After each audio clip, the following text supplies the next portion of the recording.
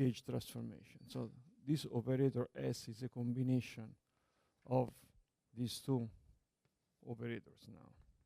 Now, the thing that I'm trying to show now is that these are fields, okay? But if you use the ADHM equations that I have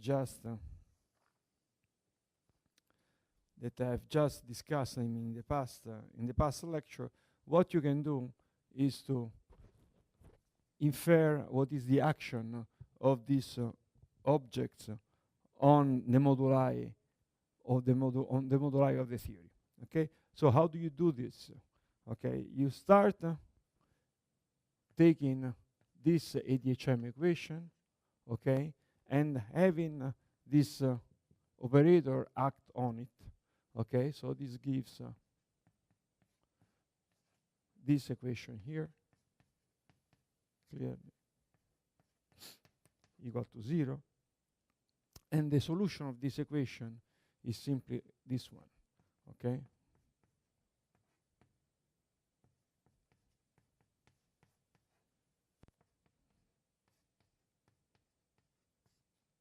Okay, how do you see that this is a solution?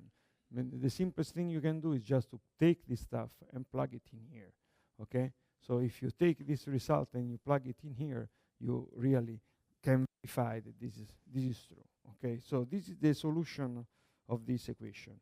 Now, what you can do is, having this equation, you can take, for example, this object here, you can make the variation of this object, and you can find out what is the action on the moduli. Okay, so let's do this. Let's rewrite this S of A, which now in terms of the ADHM variables is just this object. Okay, so this will become S acting on the first term first, then U bar D S U. Okay, so first you act on this one and then you act on the other one. Okay, now you make use of this equation that I have just written here, and you rewrite then this quantity.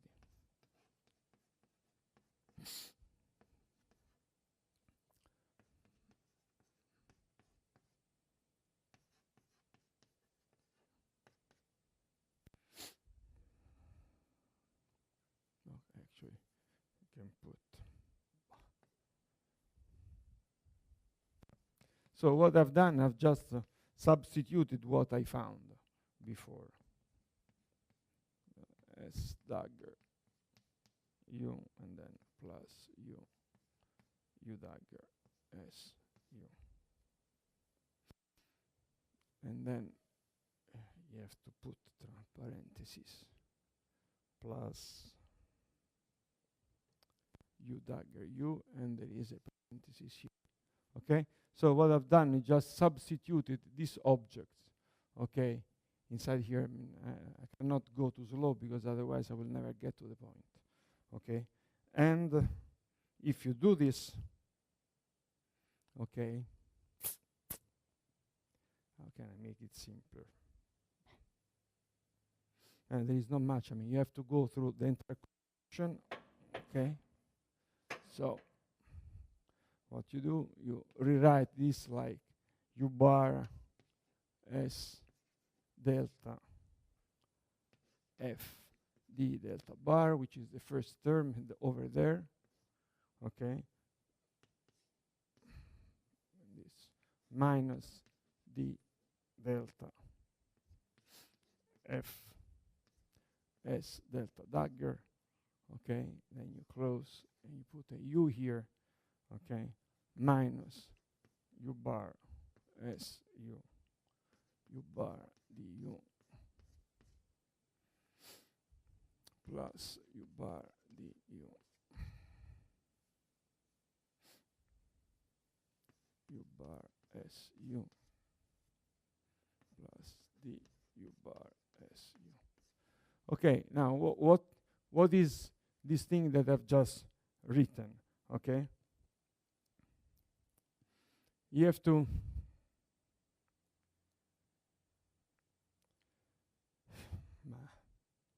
Okay.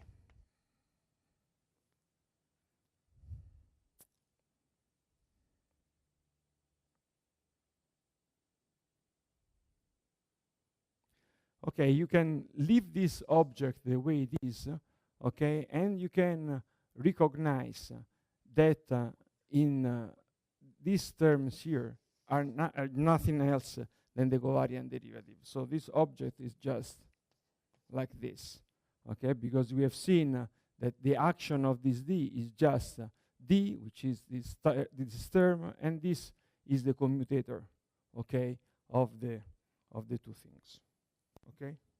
Now you can compare this result with an equation that we have derived before, okay, for this object here, okay, so you can compare with that. And what you find is that the result of this computation is telling you that the action of this delta over M, okay, gives this form for C, and this is the action that you have on this moduli. This is just very similar to the supersymmetry over there. It's just telling you that if you take the action of this operator on a boson, you get a fermion, okay? And this gauge piece is exactly the gauge part that I've written there, okay? Now, this is the first of a series of results which I cannot derive on all the fields of the theory, okay? In the moment in which you have done all of this exercise, okay, what you can do is to write down what are the actions on this operator over the moduli, okay? Now, let me do it, I mean, in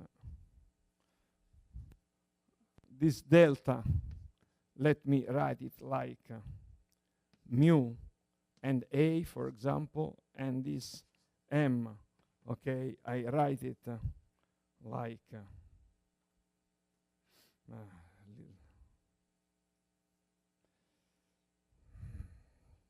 okay, so this is W and A, and this is mu and M, okay, like this. And if you write like this, and if you add also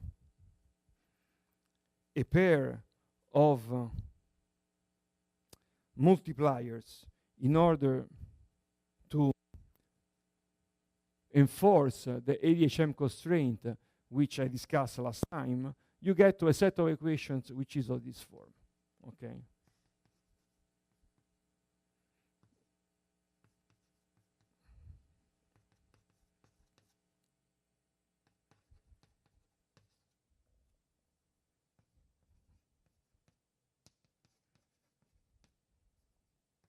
Okay, it's not so important.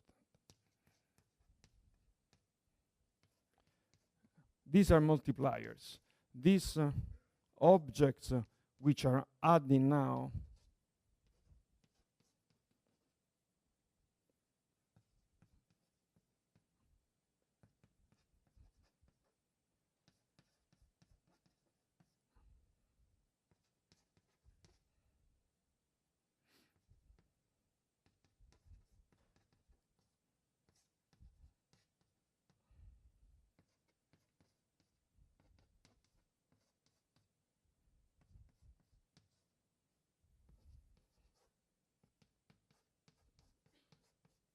okay.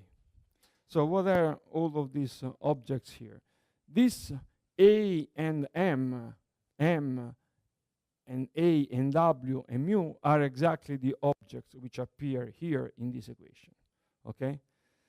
Then this chi is an object which appears in the solution of the scalar field, which I cannot discuss because there is not enough time. And this A is just the vacuum expectation value of the scalar field, okay? Then I have inserted also this Lagrangian multiplier, which is a boson in which implements the bosonic ADHM constraint, and its partner, which is a fermion, and implements the fermionic constraint, okay? Then on top of that, I have also inserted another field, which is partner of this guy, which comes out of the solution for the scalar field. Okay? So now the thing is this: I am in this situation in which I want to compute a partition function, okay, of a certain object, which now I can write like this, because this is the moduli space, because these objects are infinite number now. Because these are all matrices, okay, which depends only from the winding number, okay, and the n number of colors in the theory.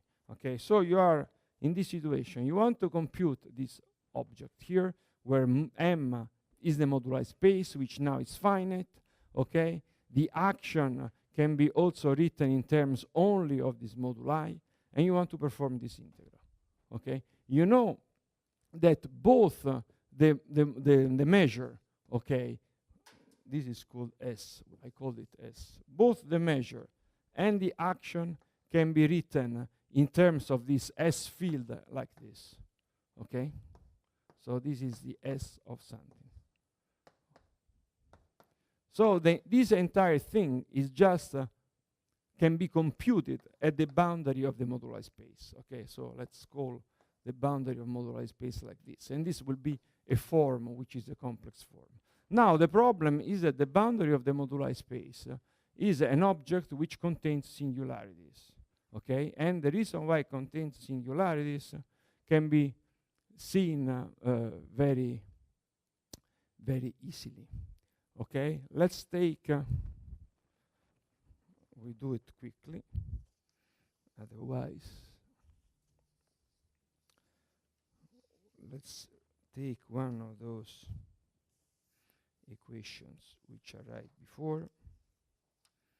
Let's see in which form I wrote it.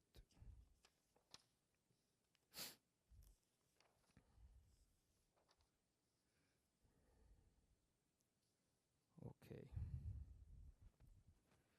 Yes. So I wrote last time an equation like this, even simpler.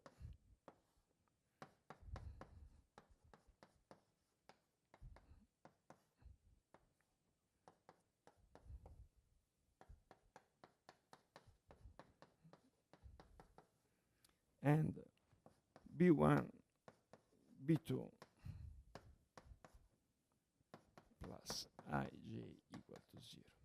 Now, I've tried to explain that the role of this I and j are just giving what are the rotations of this instanton, while B1 and B2 are just telling you where this instanton is located.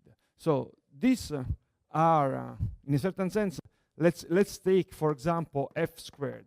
F squared is something which goes x squared plus rho squared, which is the size of this instanton, okay, squared, and this then is n to the right power. This is 4, this must be 4, okay, so like this, okay, so this here is 1. So this is what I mean, how the field strength goes in this game. Now what happens is that if you take this equation, okay, what you can do is a certain point, if you have diagonal B1 and B2, okay, this will be 0, and if this is 0, okay, then also I and j must be 0.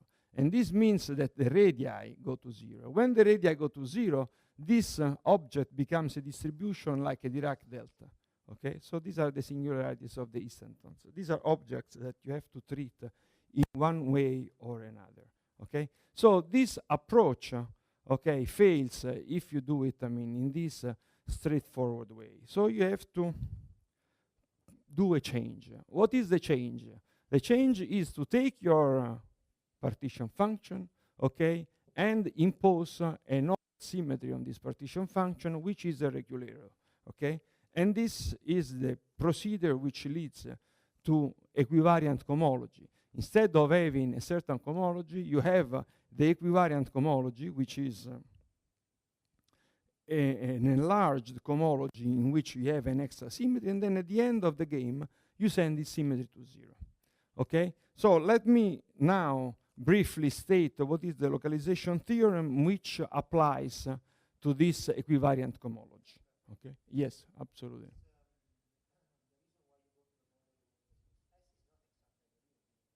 It is, because S, goes like S squared. S squared is equal to 0. So S can be interpreted as a derivative. Why not? It is a derivative. An object which squared to 0 has all the properties, of a derivative. What else do you want, out of it? No? For example, something like in the previous lectures, okay, someone has showed you that if you have a Grassmann variable, okay, d theta is equal to 0, and d theta times theta is equal to 1, okay? And then you were told that this, acts like a derivative. The integration or derivative of this object is just the same thing. And this is exactly the same thing.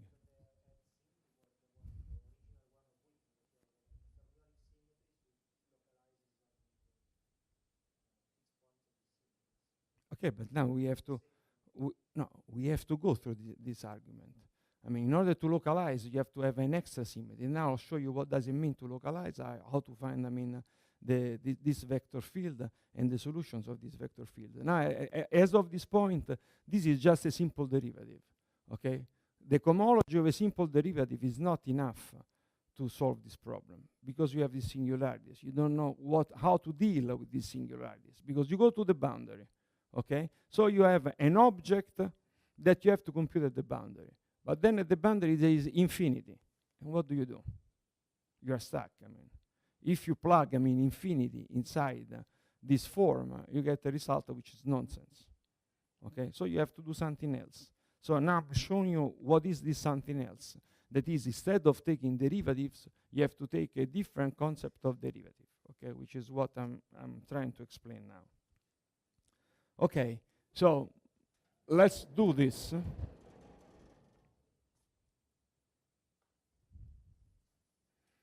Okay, so let's start with a vector field like this, okay?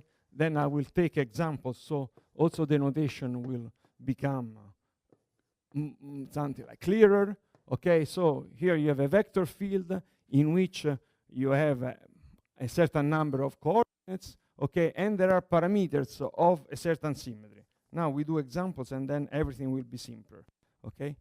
So if you have derivatives which are just forms, which I say that I call them omega of m, what I do, I multiply these forms by a polynomial, okay, in the parameters of this gauge symmetry, okay, and I call this beta. And this is the object which I will be interested in.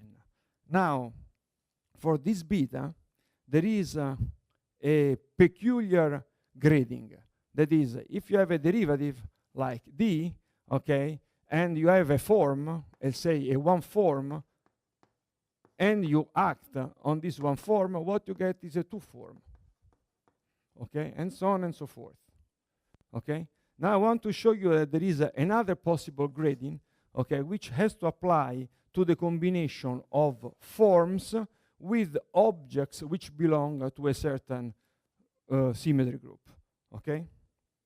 Now let me tell you what this is. So if you have a form which belongs to the space, and you have a certain polynomial, okay, which belongs to the space here of symmetries, okay, the degree of P tensor alpha, that is the polynomial times the form, is just twice the degree of P plus the degree of alpha, okay? Now at this point, soon I will make an example, so all this formalism will become clearer, okay? Now I have to define a new derivative, which I call like this. What does it do? I mean, when it acts on objects of this type, okay? This is just the simple derivative, okay, minus this operation here, which is the contraction by the vector field, okay? Now, this is, everything is formal, so if you're not accustomed to this kind of language, it can be confusing, okay? Now, first of all, let's define this object. What does it do? What is it, I mean, this contraction? What is a vector field? A vector field is just, let's say, in one dimension, delta over delta x times a coefficient here, okay? The operation of contraction is very simple. It's the dual form. That is, if you make it act on a form like this, the result is just 1, okay?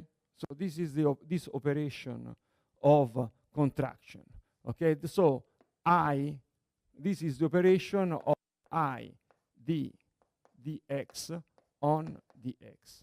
So this is the way in which you write this. It's just telling you that when you act with this vector field, whenever you hit, I mean, one of these forms, okay, you get 1, because they are just forms and vectors are just dual, and vector fields are just dual, one with each other, okay? Now let's make an example.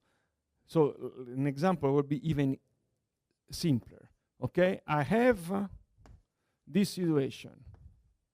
I'm in 2 dimensions, okay? So these are just rotations. I'm rotating on a sphere, okay? R is the radius, theta is the angle, okay? So these are just rotations in 2 dimensions. This is a one form, okay? And the vector field is just this one. This psi is just the parameter of rotations. Okay? So this is an example, for example, of forms. Okay?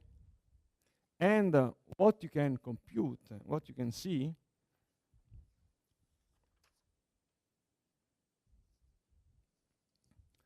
is, let's do this exercise.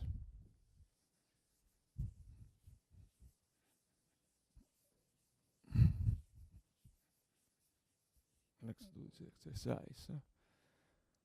Okay, so what you see is that this is the action of the psi on beta, and if you do this action, that is twice, okay, the action of the psi, this result is just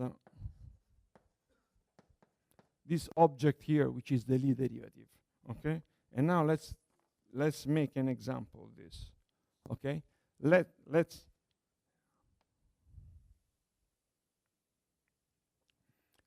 act, okay, on this object. Let's prove that this is true, okay? So alpha is the alpha you've seen before, okay? So this is just the squared. It is twice the application of this story, okay? So it is d I psi star plus I psi star d, which acts on alpha, okay? So this is simple. You take d, okay, and you act on the form alpha, okay, which is contracted. So I have defined here delta theta and alpha like d theta. So this becomes just twice c squared dr. So this is d of twice psi squared r, okay? Because this delta derivative of theta just gives 1 when it is contracted with d theta, okay? So what you are left is just 2 psi r, okay? And this is the first piece. The second piece is this one, and this is simpler because it's just the derivative of alpha, okay? The derivative of alpha, this is a one form, there is r, so it's just psi dr wedge d theta, okay? Now, this becomes twice psi squared dr, okay? Now, when you contract this psi squared, which is just derivative of theta, this goes away, okay? And what is left is minus 2 psi squared dr. So this object is just 0. So this operation is just telling you that if you take the single derivative, if you take twice the derivative, what you get is the Lie derivative. But since this form is invariant under the symmetry of the theory, what you get is just 0. Okay, this is a proof, I mean, of the invariance. And this is a very simple exercise with explanations of this object. Now, given that this form and this derivative is true, we are ready to state what is the localization theorem. So let me state it like this here. Okay?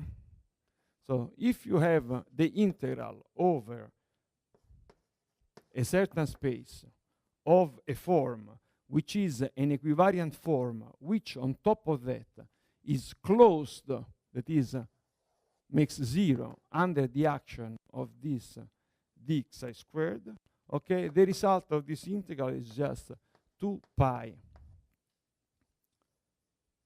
over L, which is the dimension of the space, okay, sum over the fixed points of the action, okay, of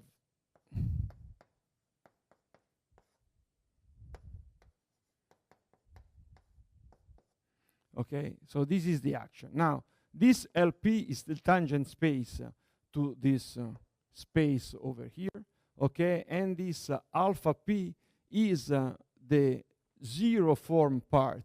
You see that when you define, where is it? Okay, I rewrite another one. So anyway, is the part in which there is no derivative. It's just the part in which there is the grading of the symmetry, which is here. Okay. Now, maybe we do an exercise. Okay, if I manage to find it.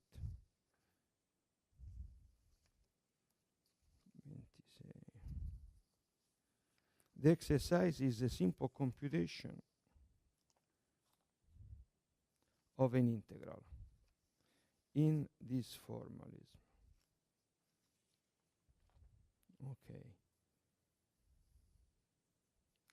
I have to find it first.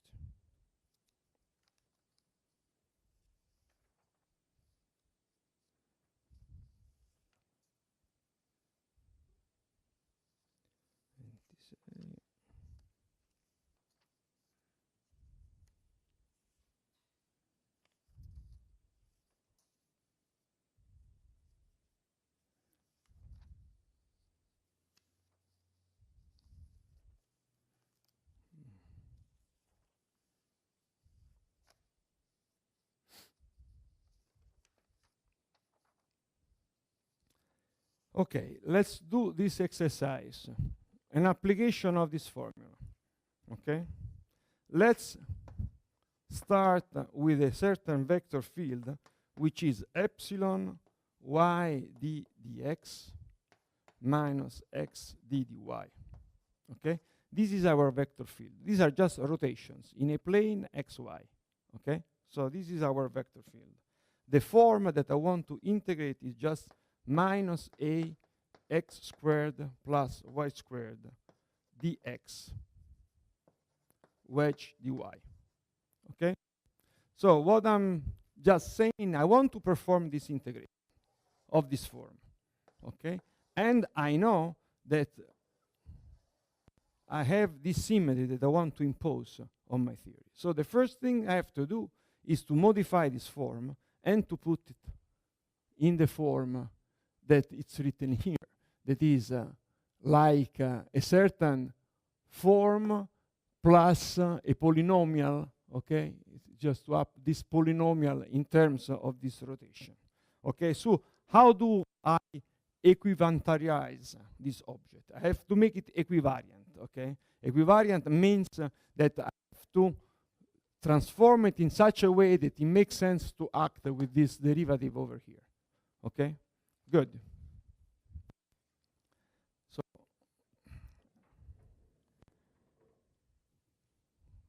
no.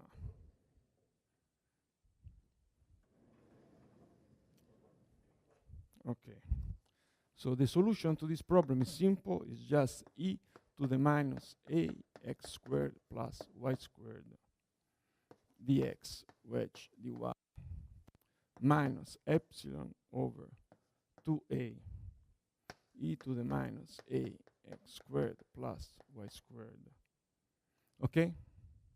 So what you have done, you have added to the part which is the part of a two-form a term in which there is this parameter, which is the parameter of the rotation, which according to this formula here has the right grading, because the grading, according to the formula, the grading of a term like this is 2. So this is a two-form in this equivariant rotation. This is a piece which is a standard two-form according to the standard grading, and this is another two-form according to this new grading which I have added. Okay? Good. So this is my new form, and this is what I would call, let me call it like this, alpha 2, and then this is alpha 0. That is, this is the part in which there are the derivatives. So according to the old grading, will be a two-form, and this alpha 0 is the part in which it is a two-form only because there is this parameter. Okay? Now, at this point, you want to compute. First of all, I mean, before computing, you want to check that this is closed. So you want to check that this is closed under this derivative. Okay? So you sit down, you do this computation, which is simple. Okay?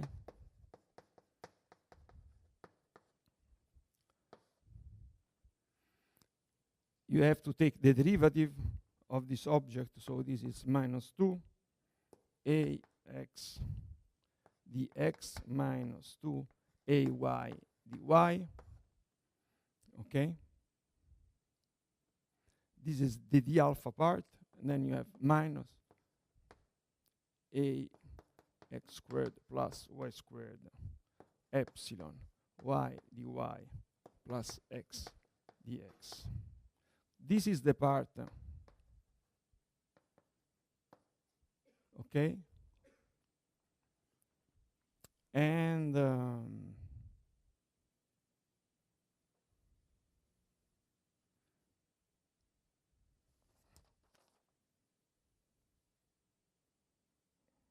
other one is the alpha. Okay, so you do this, and this is 0. So first, you check that this is closed. At this point, you apply the theorem, which is this theorem over here. Okay? So you say, let's go back to the theorem.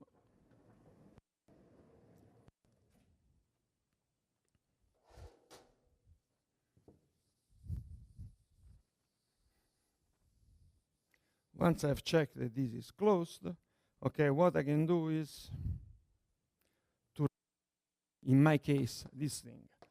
Clearly, since this is a rotation, okay, the fixed point is 0, because it's a rotation in a two-dimensional space.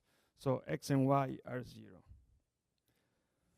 Okay, so this is just alpha p0, which is the 0 form part, and then determinant of this determinant. So the determinant here, we can compute it, is over epsilon, because there is only epsilon in psi star. Psi star was epsilon x dy minus y dx. Okay? So the tangent space is just this object here. Okay? Then there is a 2 pi, because there is 2 pi L. This L is half the dimension of this object. Okay? And then you have the zero form part, which I can write from here is e to the minus a x squared plus y squared, computed in the fixed point, which is x equals 0, y equals 0.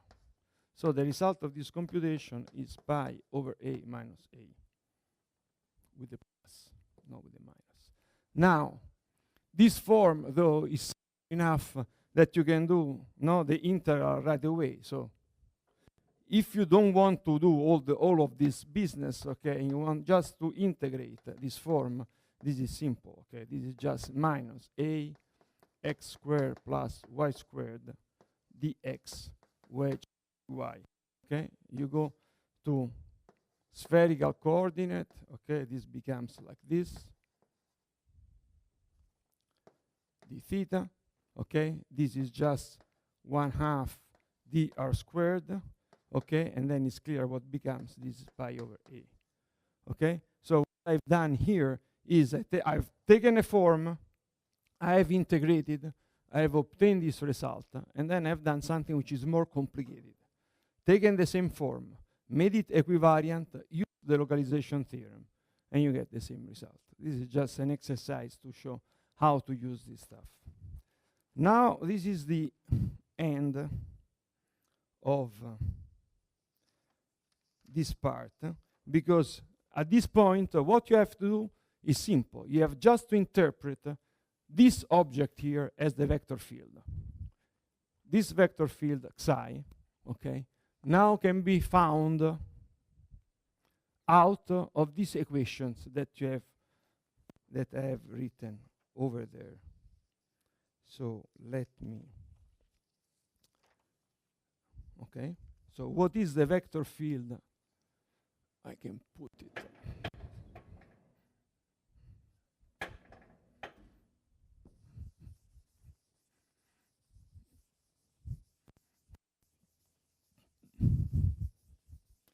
So what I have to do now,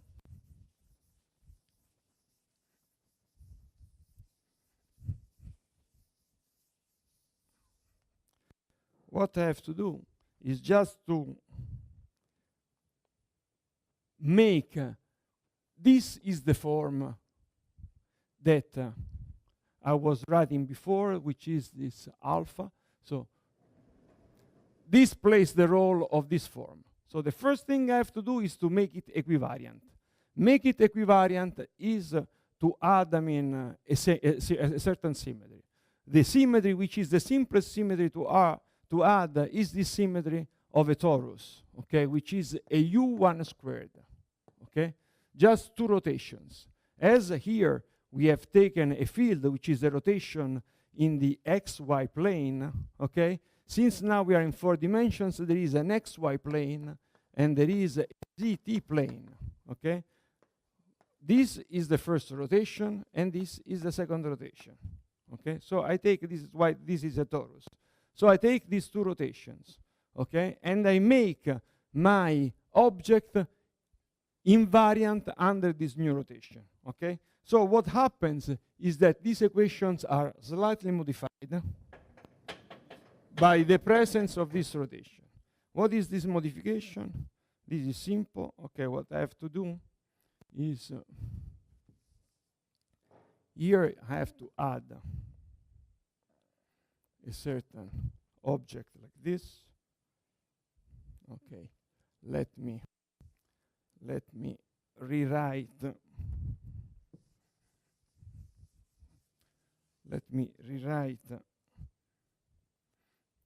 this object here. I rewrite like S of I equal mu of I and S of j equal mu of j.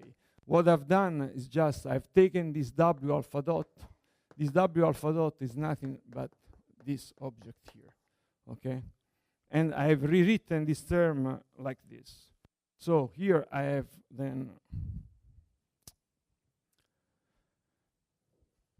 S of mu I chi I minus IA. S of j is equal mu j. These are already written. And I can write S mu of j minus j chi plus j plus.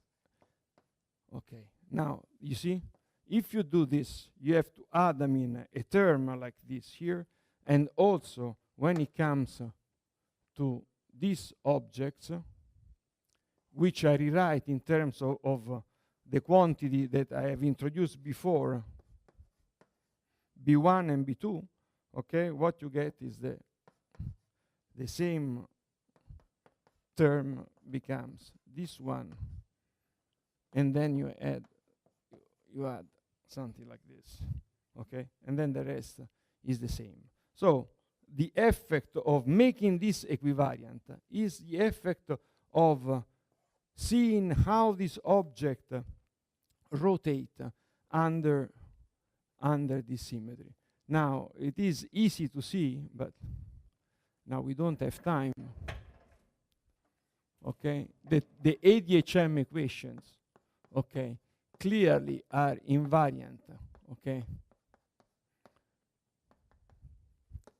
under the symmetries, okay.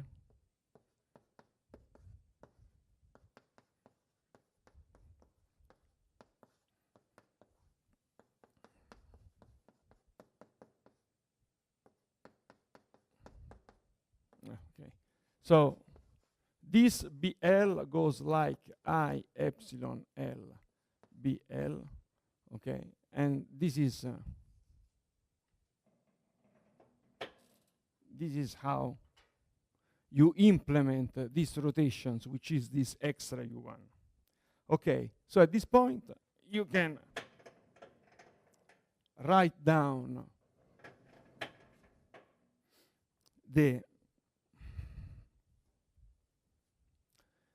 at this point you can write down what is the analog of this field over here, okay, which is simply this object. So this becomes S star, and then mu, the mu with an I, plus mu j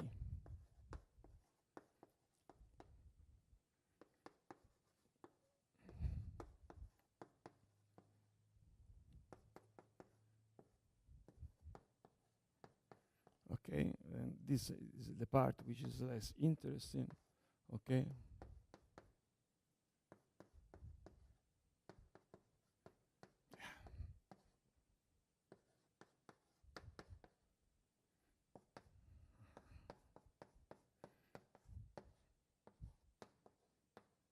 And then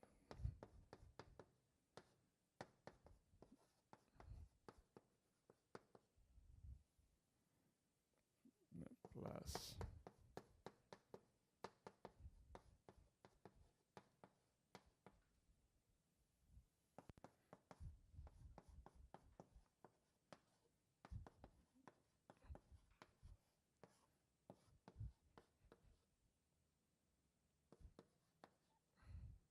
okay, so this is just rewriting these objects here. I've done nothing more than rewriting this thing, okay? That is, for example, the first one is Si equal mu I, okay?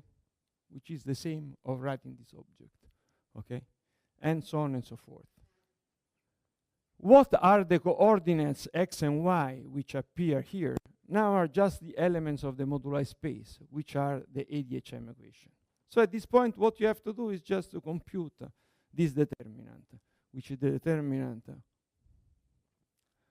of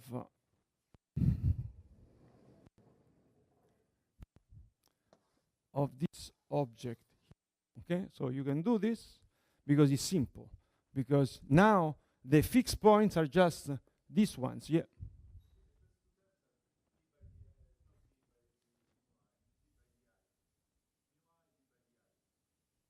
Yes. Yes. Clearly. Yeah. Sure. Yes. Yes. Okay. So what you have to do is just now to compute what are the fixed points. The fixed points are given by, these are the elements. this is a vector field, okay? So a vector field is defined by AI d over dxi. These are the components, okay? So you have to set to 0 the components of the vector fields. So you have to find the solution of this equation, and this equation, okay? So you do this,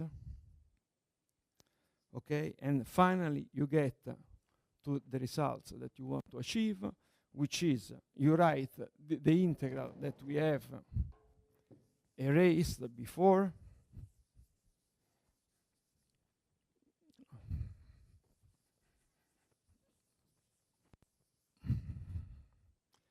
So the partition function now can be written like this. Product over this object here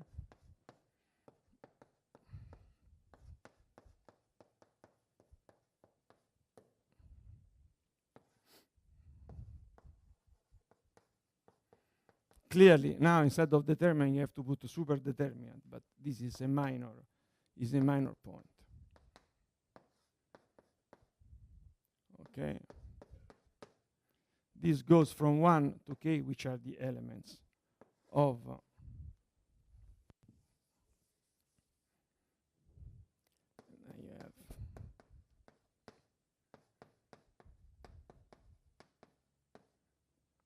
and then this is a 1 product of I less than j, okay, of k I j squared minus epsilon squared over k I j squared minus epsilon 1 squared k I j squared minus epsilon 2 squared. Okay? So this is the result of the partition function. Okay? In order to do this, you have to perform this integral. Okay? There are also other ways in which you can put this result, but they are not interesting for what I want to show now. Okay? This chi ij is just chi I minus chi j. Okay? What you can see here, okay, is that these elements, chi I, which are a kind of eigenvalues, okay, in principle can be, these solutions can be arranged in such a way to describe certain Young tableaus, okay? That is, if you have Young tableaus, okay, like this, for example, if you put in each one of this box one of these solution, okay, so here you have a certain chi1, then you have a certain chi2, chi3, chi4, okay, you can arrange the solution like this. So this, the reason why I'm saying so is because it is interesting for what I want to do now. Okay. Now what I want to do is to extract the Seiberg-Witten curve out of this integral, okay? So the idea that is behind this object comes from the fact that you have this solution, okay? The thing goes like this. In the mathematical literature, it's known, also in the Russian school, that if you have a Young tableau like this, you can tilt it, okay, and describe it like this, okay?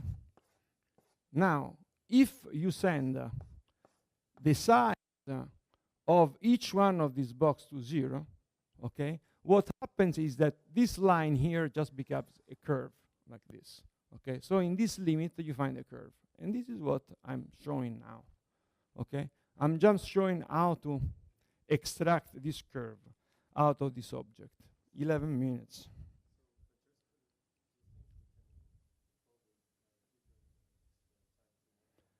The thing is this, I mean, clearly there is, how can I say, there is a boundary, okay? If you rush too much, nobody understands anything, but you get to the end, okay?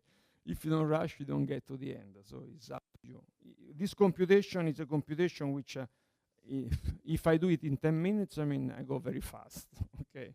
If I have a half hour, then I can reach the end. Okay, so we can stop here, and then we can... Yes, yes, yes. Because otherwise it's too much of a rush. Already this one is too fast. Okay.